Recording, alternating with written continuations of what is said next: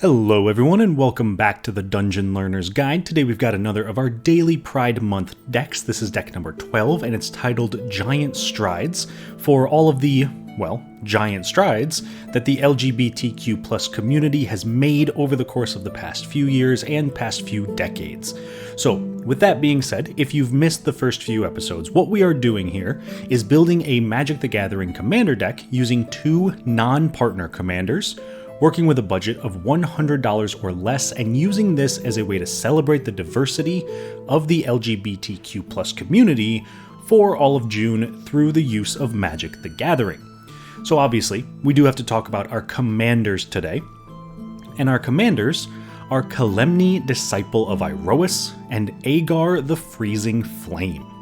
So Kalemni is 2 red-white for a 3/3 giant soldier with double strike and vigilance, and whenever you cast a creature spell with converted mana cost 5 or greater, you get an experience counter, and Kalemni gets +1/+1 for each experience counter you have. Agar is 1 blue-red for a 3/3 giant wizard. Whenever a creature or planeswalker an opponent controls is dealt excess damage, if a giant, wizard, or spell you control dealt damage to it this turn, draw a card.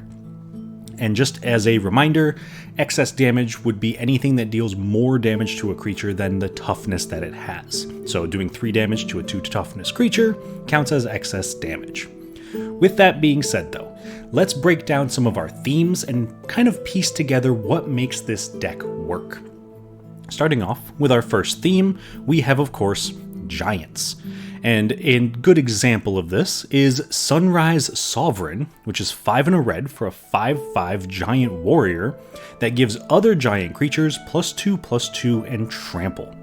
Since we are focusing mainly on giants, especially because of our 2 commanders, it only makes sense that we want to, I was going to say flood the board, but giants don't really flood, they just kind of play 2, 3, 4 giant, pun intended, creatures, and then use those creatures to kind of slam into your opponents, just doing a ton of damage very, very quickly.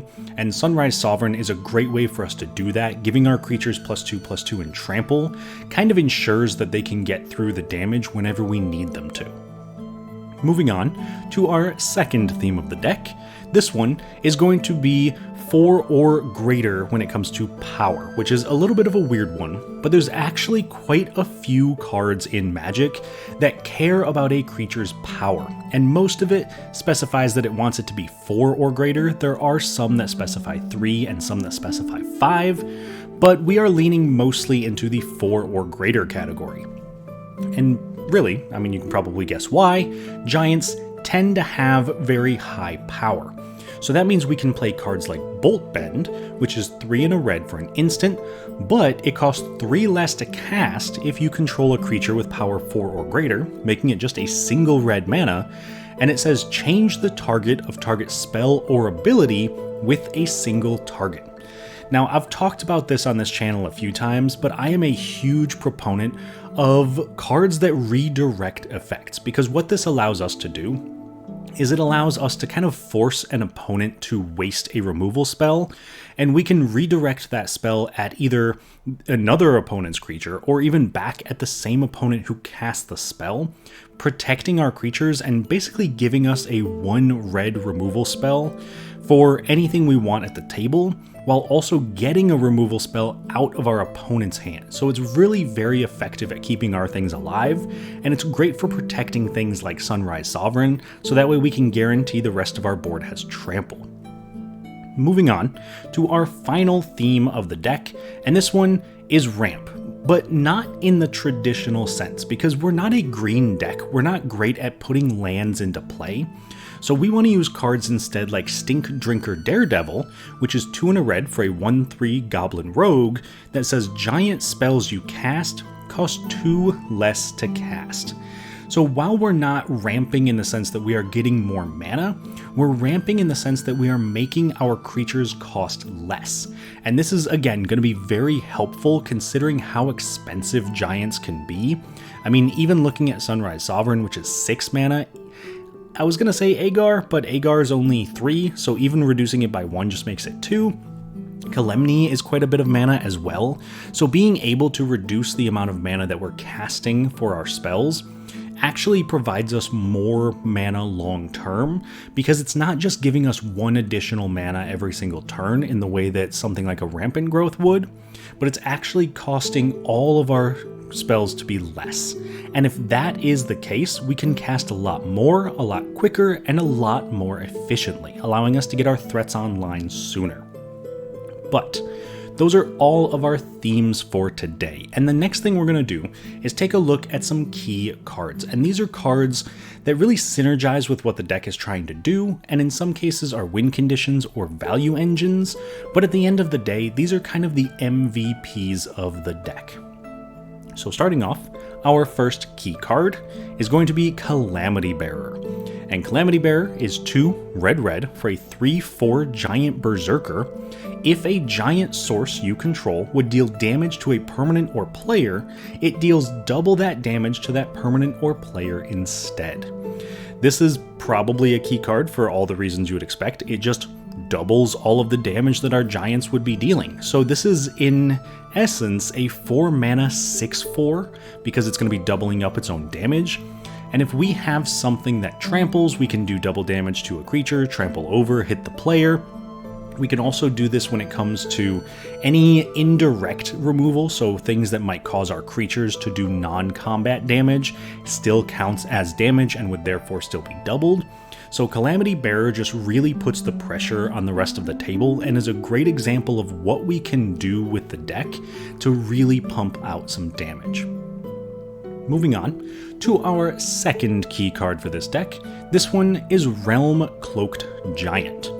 Now, once again, I've mentioned before on this channel, I'm a huge fan of one-sided board wipes, anything that allows us to build up a board, shut down our opponents, and then smack in, hopefully for victory. Realm Cloaked Giant is definitely one of those. It is 5 white for a 7/7 giant with vigilance, which doesn't sound like much, but it does have an adventure mode for cast off, which is 3 white, that says destroy all non-giant creatures. This is perfect for our deck because obviously we're loaded up on giants, so being able to put our opponents in a position where we have all these, again, for lack of a better term, giant creatures, we can then wipe the board on our opponent's side and then still have these huge threats that we can use to close out the game. And if our opponents can't deal with that, it's very likely that we can just start knocking players out of the game one after the other, and in some cases, maybe even all on the same turn. That, though, leads us to our final key card of the deck, and that one is Thryx the Sudden Storm. And Thryx is 3 blue for a 4/5 legendary creature elemental giant. It's got flash, flying, and spells you cast with mana value 5 or greater cost 1 less to cast and can't be countered. This is incredibly important for this deck for a couple of different reasons. One, it is a flash creature, which means we can use it as a great defensive option. It also gives it a pseudo form of haste, being able to flash it in at an opponent's end step, untap, and immediately attack. But, again, a lot of our giants cost quite a bit of mana. So Thryx is a great way to reduce that mana cost. It's only going to reduce it by 1, so it's not quite as good as Stink, Drink, or Daredevil, but still very good. And if that all wasn't enough, it also prevents our creatures from being countered. That alone makes this deck worth running because Thryx makes all of our giant creatures guaranteed to resolve. And in a lot of cases, if we're spending 7 mana for something like a Realm Cloaked Giant, and someone can just spend 2 mana to counter it, it feels incredibly bad and really just kind of drops us completely out of the game. So with Thryx being able to give us that little bit of protection, it makes the deck run a lot smoother and kind of ties everything together. Anyway though, that is the end of our key card section, and the next thing we're going to have to do is take a look at some cool interactions in the deck. And these are cards that really synergize together, and in a lot of cases are just fun cards that I would like to highlight. So, the very first pair of cards I want to talk about is going to be Hamlet Back Goliath and Impelled Giant. So, Hamletback Goliath is a card that when I started playing Magic felt unbeatable, and I have not really put it in a deck since, so I'm very glad that it gets a home here. It is 6 and a red for a 6/6 giant warrior. Whenever another creature enters the battlefield, you may put X +1/+1 counters on Hamletback Goliath, where X is that creature's power. A couple of important things to discuss about this text box. It is not whenever another creature you control enters the battlefield. It is any creature. So if our opponents play a 6/6, we get to put 6 counters on Hamletback Goliath, making it a 12/12 creature. The downside to Hamletback Goliath is it has no evasion. We would need to find ways to give it trample or make it unblockable or give it flying in order to guarantee we can get the damage through. Or we can just play Impelled Giant, which is 4 red for a 3/3 giant warrior. It's got trample, and you can tap an untapped red creature you control other than Impelled Giant, and Impelled Giant gets +X/+O until end of turn, where X is the power of the creature tapped this way. So the reason that I kind of stopped playing Hamletback Goliath in Commander is because you'd get like a 50 power creature, and then it would just kind of get blocked and you would do nothing with it. Impelled Giant gets us around that restriction. Because it has trample, we couldn't tap our 50 power Hamletback Goliath, attack with the Impelled Giant, and hit someone for 53 damage. Because it has trample, we can guarantee we are getting over any blockers. And if we can get the Hamletback Goliath to be big enough, which is very likely given we are in a 4-player game and our creatures alone are going to be huge, we can pretty much use the Impelled Giant to clear away any blockers. And yeah, it might not survive combat because it will still have 3 toughness, but it doesn't really need to survive combat when it's taking out an entire player at the table. So that is cool interaction number 1, and moving on to cool interaction number 2, we have Quakebringer and Sun Titan. So Quakebringer is 3 red for a giant berserker. It's a 5/4 that says your opponents can't gain life, and at the beginning of your upkeep, it deals 2 damage to each opponent. This ability triggers only if Quakebringer is on the battlefield, or if Quakebringer is in your graveyard and you control a giant. Then of course it has Foretell for 2 red. Sun Titan is here, if we're being perfectly honest, because it's a giant, and I could replace Sun Titan in this cool interaction with literally any giant and it would still work, but I like Sun Titan, so that's what we're going to talk about. It is 4 white for a 6/6 giant. It's got vigilance, and whenever this creature enters or attacks, you may return target permanent card with mana value 3 or less from your graveyard to the battlefield. Now, again, these two don't necessarily work together. Obviously, Quakebringer is not going to be a mana value 3 or less creature that Sun Titan can get back. But the important part about Quakebringer is that its ability triggers and deals 2 damage to each opponent in our upkeep if we control a giant and it's in our graveyard. I put Sun Titan here, like I said earlier, because it's a giant, and I just wanted to highlight that it works with quite literally any giant, even one that doesn't have a ton of synergies with it. So being able to have Quakebringer deal damage every single turn just by progressing our game plan means that we can put ourselves in a pretty solid position where we have a little bit of inevitability and almost force our opponents to have some sort of graveyard hate, even though our deck doesn't actually care about our graveyard that much. These are really the only 2 cards that are going to care an immense amount about our graveyard. Anyway though, that is the end of our cool interaction section, and the last piece of our deck tech is of course to take a look at the price of the deck. And today, our deck came in pretty cheap at $44.04, with the most expensive card in the deck being Flage Titan of Fire's Fury at a massive $14. So if you did decide to cut Flage out of the deck, this entire deck would only cost you about $30, which is pretty nice, all things considered, for a pretty solid deck that's put together of a pretty decent creature type. But Flage, if you have the space for it, is definitely worth the include, because Flage is 1 red-white for a 6/6 legendary creature Elder Giant. When it enters the battlefield, sacrifice it unless it escaped. Whenever it enters the battlefield or attacks, it deals 3 damage to any target and you gain 3 life.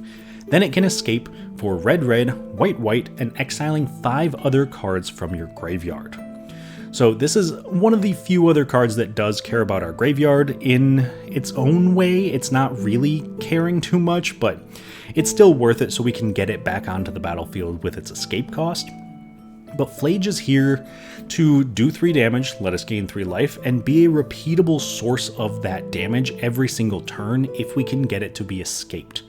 Plus, it's a 3 mana 6/6, which means that it can trigger a lot of our abilities for only 3 mana if they care about creature's power 4 or greater, because it's just going to come in for 3 mana. We can cast it a lot earlier than a lot of our other spells.